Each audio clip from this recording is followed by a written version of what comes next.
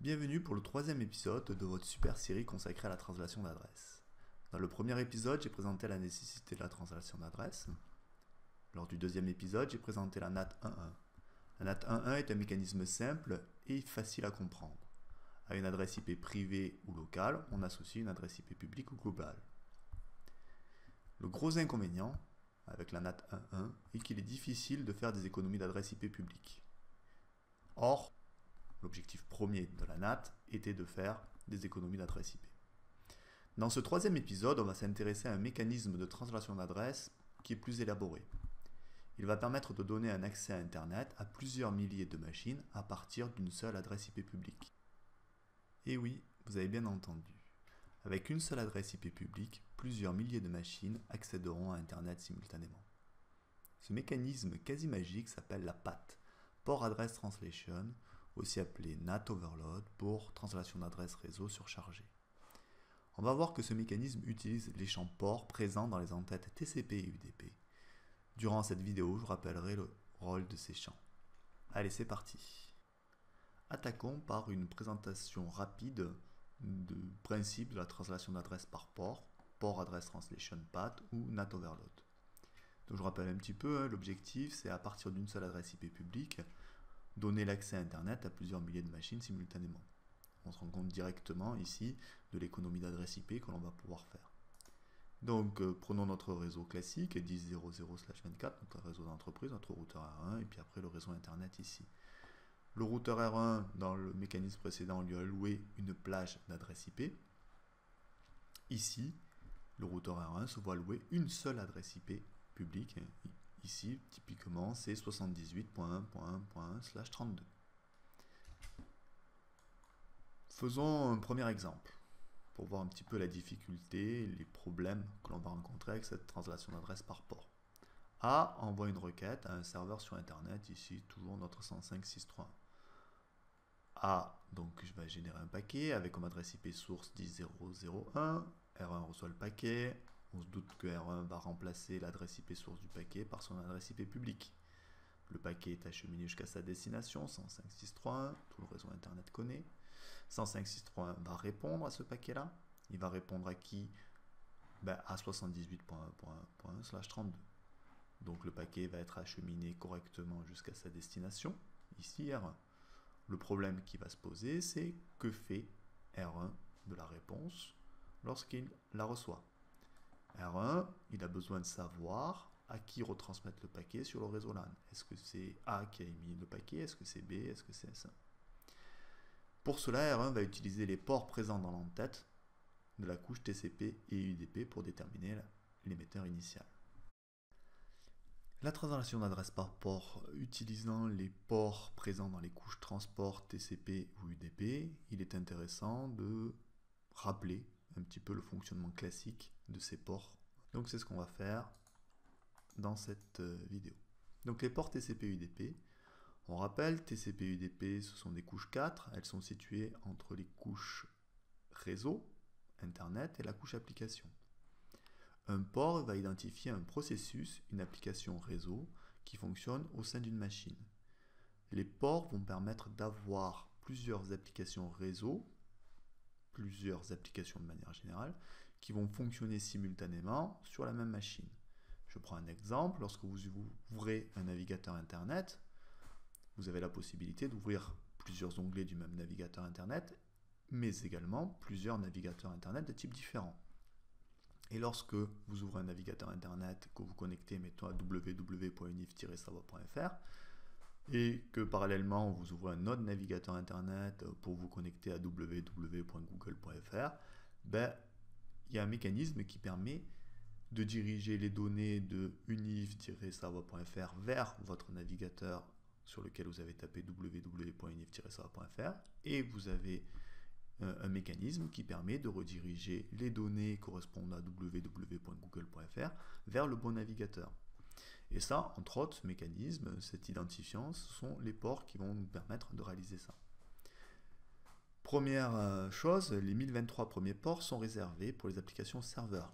Donc on a deux mécanismes, on rappelle un petit peu, on a assez souvent un mécanisme client-serveur. on a un client qui va poser une question à un serveur, le serveur va renvoyer une réponse au client. Et donc, lorsqu'on développe une application cliente, il est forcément nécessaire d'indiquer, de normaliser les ports vers lesquels on va se connecter au niveau du serveur. Donc ces ports sont normalisés, les ports serveurs. On appelle aussi les well-known ports. Ils ont comme particularité d'être inférieurs à 1024. Donc si je prends un exemple, HTTP c'est le port TCP80, Telnet c'est le protocole TCP port 23 et ainsi de suite. Donc ça c'est pour les applications serveurs.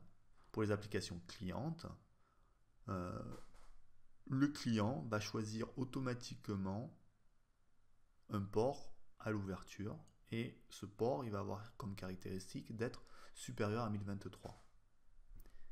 Donc ici je rappelle un petit peu les formats des entêtes. Ici on a l'entête TCP, ici on a les entêtes UDP et pour être plus clair de quel port, de quoi on parle, de quel champ on parle, on parle de ces deux premiers champs, port source et port destination qui sont présents ici dans l'entête TCP et ici port source et port destination qui sont présents dans l'entête UDP. Et donc ces champs, si je regarde, ils sont codés sur 16 bits. Donc on aura des ports qui pourraient être numérotés de 0 à 65 535. Intéressons-nous dans le détail, avec un exemple, au fonctionnement de ces ports. Ici on a une topologie réseau avec 3 machines, 2 serveurs S1 et S2 et un client A. Les deux serveurs vont implémenter différentes applications serveurs. Ici on a une application HTTP, un serveur HTTP, ici on a un serveur FTP, ici on a un serveur POP. Et sur S2, on a un serveur HTTP et un serveur FTP. Et, pour information, on a aussi un client Internet Explorer. J'ai représenté les piles protocolaires de chacune des machines. Et ici, donc, on est sur l'Ethernet IPTCP, du classique. Et lorsque j'ai mis en marche mon serveur HTTP sur S1, d'accord, ça a automatiquement lié l'application HTTP avec le port 80 TCP. Lorsque j'ai mis en fonctionnement mon serveur FTP sur S1, ça a automatiquement lié l'application FTP avec le port TCP 21 et pareil pour le serveur POP qui a été lié avec le port TCP 110. Sur S2, c'est exactement les mêmes mécanismes. Imaginons que sur A, on a un utilisateur qui a plusieurs navigateurs internet. Par exemple, il utilise Chrome avec, mettons, deux onglets ouverts, Chrome 1 et Chrome 2. Et il utilise Internet Explorer et il utilise aussi un client FTP. Imaginons que l'utilisateur sur A se rend dans le premier onglet du navigateur et il saisit l'adresse http adresse IP de S1. L'application Chrome 1 va générer un appel système à destination du logiciel TCP du système d'exploitation. Le logiciel TCP va associer un port à cette application. Donc ici, la couche TCP va associer un port à Chrome 1. Comment le logiciel TCP choisit-il ce port? Il va prendre tout simplement le premier port disponible au-dessus de 1023. Ici, le logiciel TCP associe le port 1024 au navigateur Chrome 1.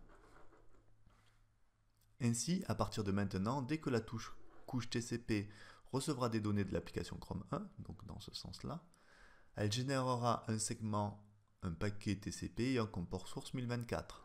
C'est ce qui est présenté ici. Ici, on envoie avec un paquet avec un port source 1024.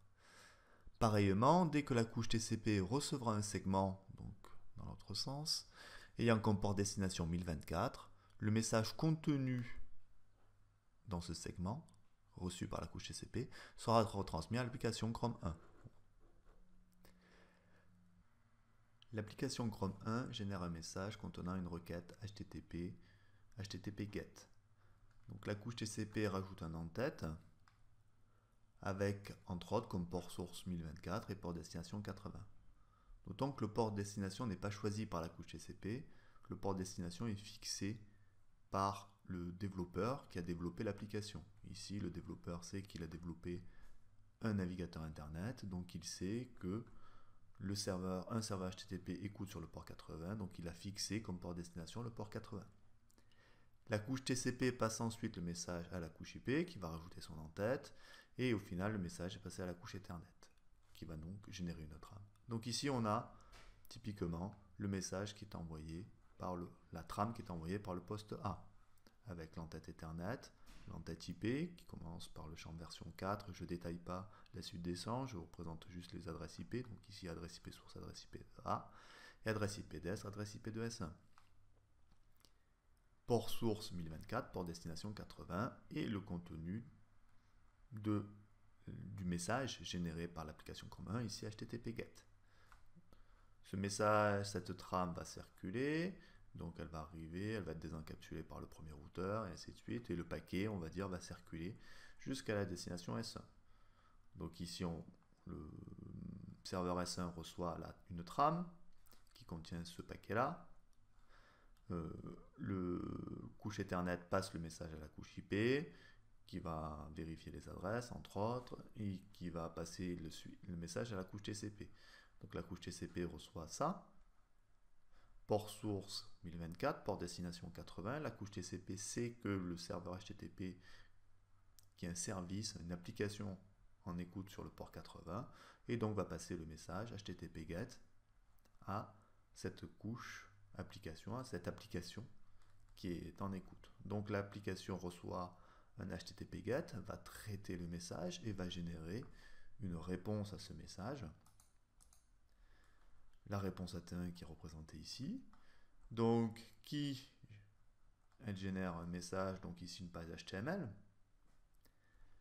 Cette page HTML va être passée à la couche TCP.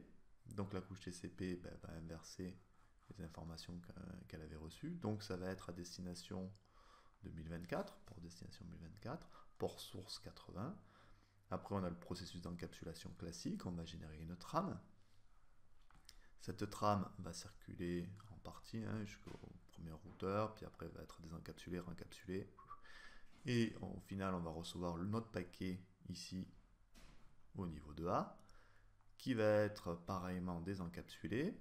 Et au niveau de la couche TCP ici, on va donc recevoir un message avec comme port source 80 comme port destination 1024, contenant cette information ici, la page HTML. Le couche TCP identifie le port 1024, elle sait qu'elle doit passer l'information, le message, le code HTML au navigateur Chrome 1 qui va ensuite l'afficher à l'utilisateur. Bon, je pense que maintenant le mécanisme de ces ports est bien compris, enfin l'utilité de ces ports est bien comprise. Donc on va dérouler rapidement d'autres exemples. Imaginons que l'utilisateur maintenant ouvre un deuxième onglet Chrome 2 et qui va se connecter à S1 mais pas à la même page web. Par exemple, ici il va demander /admin, par exemple une interface d'administration de son application internet. Donc ici, pareillement, un appel système, TCP va associer le port 1025 à l'application Chrome 2. On va générer une trame, enfin un paquet de manière générale, qui va être encapsulé dans une trame. Et on va acheminer ces informations jusqu'à S1. S1, ça va être récupéré par HTTP. Pourquoi? Port 80. Ici, on fait un get/admin. Donc, le processus HTTP va générer d'autres informations HTML que précédemment. Ici, on faisait un HTTP, un get/, donc c'est pas le même endroit, c'est pas la même page HTML qui va être générée. Et donc, ça va être encapsulé dans du port source 80, port destination 1025. Ici, on voit, c'est /admin et puis le HTML qui est généré. Ces informations vont circuler jusqu'à A, on va être acheminé via le protocole IP, et le protocole IP donc va récupérer ici les informations.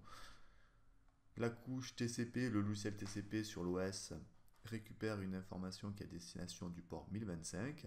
Il sait qu'il doit retransmettre l'information à Chrome 2 et non pas à Chrome 1 parce que c'est Chrome 2 qui est lié au port 1025.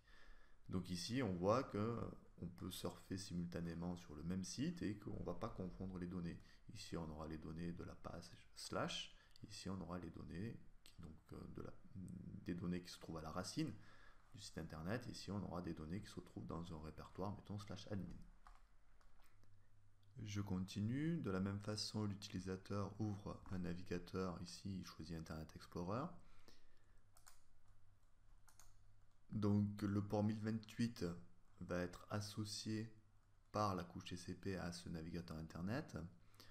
Bon, vous pourriez vous demander pourquoi je choisis ici le port 1028 et pas le port 1026. En réalité, bon, j'ai pas vraiment de raison valable, mais parfois, pour des raisons, on pourrait dire de sécurité, les couches TCP sont implémentées de telle sorte que le numéro de port n'est pas incrémenté directement, mais peut être choisi aléatoirement. Donc, quoi qu'il en soit, donc, on va avoir euh, une application qui va me générer un GAT HTTP. Ici, l'utilisateur, il n'a pas saisi comme adresse IP l'adresse IP de S1, mais il a saisi comme adresse IP de S2. Donc, le paquet sera à destination de S2 et pareillement, ça va être encapsulé. Donc, le paquet va être acheminé jusqu'à S2. Il va être désencapsulé au niveau de S2. La couche TCP sur S2, enfin le logiciel TCP sur S2 va récupérer des données à destination du port 80, il va transmettre les informations, donc le HTTP GET, donc au serveur HTTP qui tourne sur S2. Cette application HTTP va me générer de la même façon une page HTML qui va être à destination donc du port 1028 80, port 1028 de la machine A, donc ici on a l'adresse IP de destination. Pareillement, ça va être encapsulé, donc c'est ça qui va circuler après sur le réseau. Et voilà, ça va arriver à la couche TCP va récupérer les données, elle va identifier 1028, elle va passer le message HTML à Internet Explorer. On peut continuer avec FileZilla, typiquement, hein, client FTP, qui va ici se connecter à un serveur FTP de S2, et donc on va avoir une trame FTP qui va être renvoyée jusqu'à A. Donc cette vidéo était assez exhaustive, hein, elle nous a bien présenté dans le détail le fonctionnement de ces ports TCP, et on va pouvoir maintenant s'attaquer à la translation d'adresse par port, ce qui est véritablement l'objectif de ce cours.